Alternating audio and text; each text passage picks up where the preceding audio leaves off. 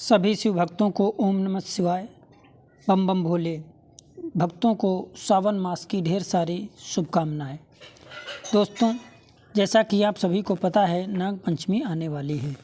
इस नाग पंचमी के दिन बहुत से हमारे ऐसे भक्तगण जो गलती कर देते हैं, इन गलतियों से बचने के लिए पूरी जानकारी प्राप्त करें, क्योंकि यदि ऐसी गलती किसी से भी हुई तो भगवान भोलेनाथ शिव की कृपा उन पर नहीं होगी। भगवान भोलेनाथ नाराज़ हो जाएंगे और उनको पूरा फल, पूजा का पूरा परिणाम नहीं मिलेगा। भगवान भोलेनाथ की पूजा करते समय, नाग देवता की पूजा करते समय बहुत सी बातें ऐसी हैं जिनका बेहद ध्यान रखना जरूरी है। दोस्तों, पंचांग के अनुसार भगवान शिव के साथ नाग देवता की पूजा भी की जाती है। हमारे हिंदू धर्म में ऐसी मान्यता है कि नाग पंचमी के दिन नाग देवता की पूजा करने से जीवन के जितने भी कष्ट हैं वो दूर हो जाते हैं। जो भक्तगण हैं उन्हें धनोधान्य में कोई कमी नहीं रहती है। साथ ही साथ उन्हें घर परिवार में सुख सुविधाएं, आनंद के साथ जीवन व्यतीत करने का परम आनंद प्राप्त होता है। इस साल पंचांग के अनुसार सावन मास के शुक्ल पक्ष की पंचमी तिथि का आरंभ 9 अगस्त से हो रहा है और ये सुबह 8:15 से 10 अगस्त 2024 को 6:09 तक रहेगा। इसके बाद में उदया तिथि 9 अगस्त को नाग पंचमी मनाया जाएगा। नाग पंचमी के दिन पूजा करते समय विशेष बातों का ध्यान रखें। नाग पंचमी के मौके पर सुबह 6:01 से लेकर के 8:37 तक पूजा का सबसे उत्तम मुहूर्त है। वैसे तो मुहूर्त जो है पूरा दिन रहेगा, लेकिन जो सबसे अच्छा मुहूर्त है वह सुबह 6:01 से लेकर के 8:37 तक ही रहेगा। इस दौरान भगवान शिव के साथ नाग देवता की पूजा करें और भगवान भोलेनाथ शिवलिंग पर जल अर्पित करें।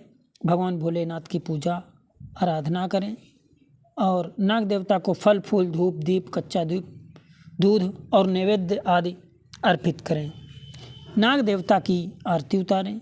नाग पंचमी की जो नाग देवता की सबसे महत्वपूर्ण कथा है उसको जरूर उसका पाठ करें, क्योंकि यदि कोई भी भक्त नाग देवता की पूजा करने के बाद नाग पंचमी के दिन नाग पंचमी की कथा नहीं कहता है या उसको श्रवण नहीं करता है तो उसका नाग पंचमी व्रत कथा का कोई भी फल नहीं प्राप्त होगा और उस पर भगवान भोलेनाथ की कृपा भी नहीं रहेगी।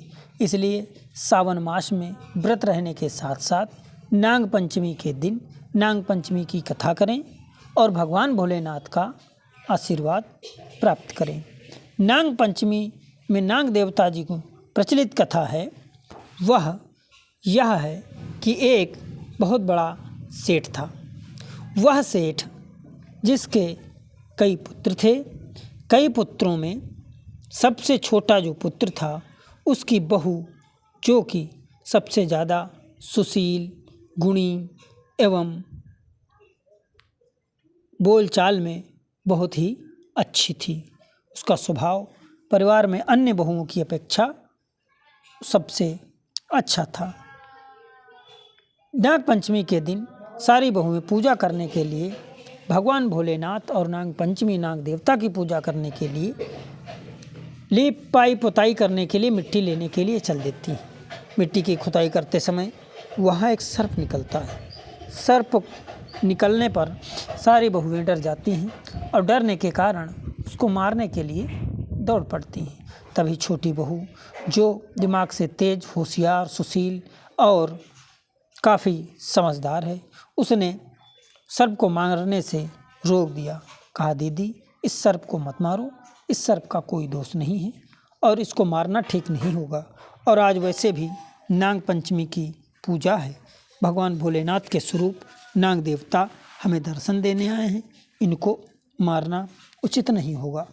यह कहकर वह बात को टाल देते और कहती है, हे नाग देवता, आप यहीं पर बैठ जाइए और आप यहीं मिलना, मैं तुमसे बाद में अभी मिलने आऊँगी। आपके लिए दूध आदि की व्यवस्था करके मैं आऊँगी। वो लड़की वहाँ से चली जाती है। घर जाने के पश्चात वो ये भूल जाती है कि मैंने नाग देवता से वादा किया था, उनको दूध इत्यादि अर्पित करने का भी वादा किया था। लेकिन जब दूसरे दिन उसे याद आती है, तब वो वहाँ से दौड़ी दौड़ी आती है और नाग देवता से माफ़ी मांगती है, क्षमा मांगती है। कहती है, हे प्रभु, हे भोलेनाथ शिव शंकर के स्वरूप नाग देवता, मुझे माफ़ कर दो। मैं गलतीवश भूल गई थी कि मैंने आपसे वादा किया था और मैं उस वादे को निभाने के लिए आपके लिए दूध इत्यादि लेकर के आई हूँ। सर्पराज उस बहू की बातें सुनकर प्रसन्न हो जाते हैं और प्रसन्न होकर खुश होते हैं और कहते हैं, तुमने इतनी नम्रता से मेरी प्रार्थना की, इसलिए मैं तुम्हारे भूल को क्षमा करती हूँ, माफ़ करती हूँ। वो बहू जो सेठ की बहू है सबसे छोटी, वो कहती है, हे नाग देवता, मैं आपको अपना भाई मान चुकी हूँ और इस भाई के नाते आप मुझे आशीर्वाद दें कि मैं हमेशा हमेशा के लिए सदा खुश रहूँ, मुझे किसी चीज़ की कोई दिक्कत ना हो। सर्पराज कहते हैं, तुम्हें वैसे भी कोई दिक्कत नहीं होगी, जिस पे भगवान भोलेनाथ की कृपा हो उसे भला कोई दिक्कत क्या हो सकती है। यह कहकर सर्पराज वहाँ से चले जाते हैं। कुछ दिन बाद सर्पराज एक व्यक्ति के भेष में आकर के उस लड़की से मिलने के लिए आते हैं और आकर के उसके दरवाजे पर पुकार लगाते हैं। पुकार सुन कर के घर की सबसे बड़ी बहू जो होती है वो बाहर आती है। सबसे बड़ी बहू कहती है, कौन हो तुम? वो कहती है, मैं आपके यहाँ जो सबसे छोटी बहू हैं उनका भाई हूँ। तब बड़ी बहू कहती है कि उनका तो कोई भाई नहीं है, आप कहाँ से आ गए? तब वो कहते हैं, मैं दूर का रिश्तेदार हूँ, बचपन में बिछड़ गया था और मैं उनका छोटा भाई हूँ। आप उनसे जाकर कहो तुम्हें तुम्हारा भाई मिलने आया है, वो मुझे पहचान जाएगी। इतनी बात सुन कर के वो बड़ी बहू छोटी बहू से जाकर कहती है। छोटी बहू नंगे पैर दौड़ती हुई आती है, कहती है, आपको मैंने पहचाना नहीं। सर्पराज कहते हैं, तुमने मुझे पहचाना नहीं, मैं तुम्हें लेने आया हूँ और तुम मेरे साथ चलो, मैं तुम्हारा भाई हूँ। यह कहकर घर वाले जाने से मना कर देते हैं। काफ़ी कहने पर घर वाले उसको भेजने के लिए तैयार हो जाते हैं। वो लड़की वहाँ से चल देती है। तब रास्ते में आकर सर्पराज कहते हैं कि है बहन, मैं तुम्हारा वही भाई सर्पराज हूँ जिसने तुम्हें अपना भाई माना है। छोटी बहू बहुत खुश होती है और वह मन ही मन बहुत प्रसन्न होती है। उसके बाद सर्पराज उसको अपने घर लेकर जाते हैं और घर ले जा कर के छोटी बहू को हीरा मणियों से एक अद्भुत हार देते हैं और हार देकर अपनी बहन को विदा कर देते हैं। बहू जब अपने देश में अपने यहाँ आती है तो उस हार को देख कर के पूरे गांव में चर्चा हो जाती है। उस हार की चर्चा जब राजा को पता चलती है तो राजा उस बहू को अपने दरबार में आने के लिए आमंत्रित करता है। जब वो बहू राजा के दरबार में पहुंचती है तो राजा आदेश देता है कि ये हार रानी को दे दो, नहीं तो मैं तुम्हें कारागार में बंद कर दूंगी। वो लड़की ना चाहते हुए भी उस हार को राजा को देना पड़ता है, लेकिन वो वहाँ से चली आती है और आकर के अपने भाई की प्रार्थना करती है। प्रार्थना करने पर उसका भाई जो सर्पराज है वो आकर प्रकट होता है। कहता है, बहन तुम्हें क्या दिक्कत है, तुमने मेरा आवाहन क्यों किया है? लड़की कहती है, भैया आपने जो मुझे हीरे मणियों से जड़ा हुआ हार दिया था वो राजा ने ले लिया है। अब मैं ये चाहती हूँ कि वो जो हार आपने मुझे दिया था वो जब तक किसी और के गले में रहे सर्प का हो जाए, और जब मेरे गले में रहे तभी वो हीरे मणियों आदि का रहे। सर्प कहता है, ठीक है बहन, ऐसा ही होगा। कुछ क्षण बाद उस सर्प का हीरे का हार सर्प बन जाता है। यह देखकर रानी परेशान होती है और फिर से पुनः उस सेठ की बहू को राज दरबार में बुलाती है। राज दरबार में कहती है कि ये लड़की तूने जादू टोना कर दिया है जिससे ये हार सर्प बन गया है। राजा के सामने वो लड़की कहती है, नहीं राजन, मैंने कोई जादू टोना नहीं किया है, इसमें मेरी कोई गलती नहीं है। ये हार मेरे गले से निकलकर यदि किसी की स्त्री के गले में रहेगा या किसी के पास रहेगा तो ये सर्प बन जाएगा। जब मेरे गले में आएगा तभी ये हीरे मणियों से रचित हार होगा। राजा कहते हैं, अगर लड़की ये तुम्हारी बात सही नहीं हुई तो मैं तुझे जान से मार दूंगा। लड़की कहती है, ठीक है राजन। राजा उस हार को निकालकर उस लड़की के गले में डालने का आदेश देते हैं। लड़की जैसे ही उस सर्प बने हार को अपने गले में पहनती है, वो तत्काल ही हीरे मणियों से जड़ा हुआ रचित हार बन जाता है। यह देखकर राजा आश्चर्यचकित रह जाता है और उसे विश्वास हो जाता है कि इस लड़की की बात बिल्कुल सही होती है। प्रसन्न होकर उसे बहुत ढेर सारी मुद्राएं आदि दे करके उस लड़की को वहाँ से विदा कर देता है। लड़की अपने घर चली आती है।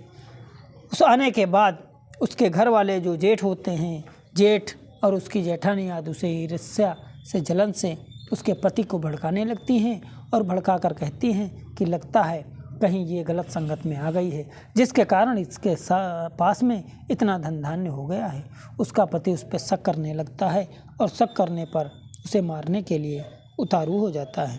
वो लड़की फिर एक बार भगवान भोलेनाथ शिव जी के स्वरूप नागराज को आवाहन करती है और वो प्रकट होते हैं और वो कहते हैं, हे मेरे मित्र दोस्त, आप इस पे गुस्सा मत करिए, मैं इसका भाई हूँ और मैंने खुश होकर के इसको ये सब दिया है।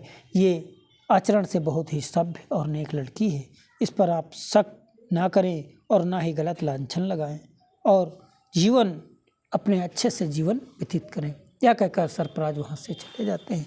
इतना सुनकर सारे घर के लोग खुश हो जाते हैं, घर में खुशी का माहौल बन जाता है और उसी समय से भगवान नाग देवता, सर्प देवता की बड़ा सत्कार किया जाता है और उनकी पूजा आदि होती है और तभी से नाग पंचमी का त्यौहार ये मनाया जाता है और स्त्रियां सर्प को अपना भाई मानकर उसकी पूजा करती हैं। भगवान भोलेनाथ की इस पावन पवित्र कथा का श्रवण करें, नाग देवता की पूजा करें और साथ ही सावन मास में होने वाले नाग पंचमी, महाशिवरात्रि और सावन सोमवार का पालन करें, पूजा इत्यादि करें। भगवान भोलेनाथ को प्रसन्न करने के लिए ज़्यादा से ज़्यादा भक्तों को कथा कहें और सुनाएं, जिससे सभी भक्तों का कल्याण हो सके।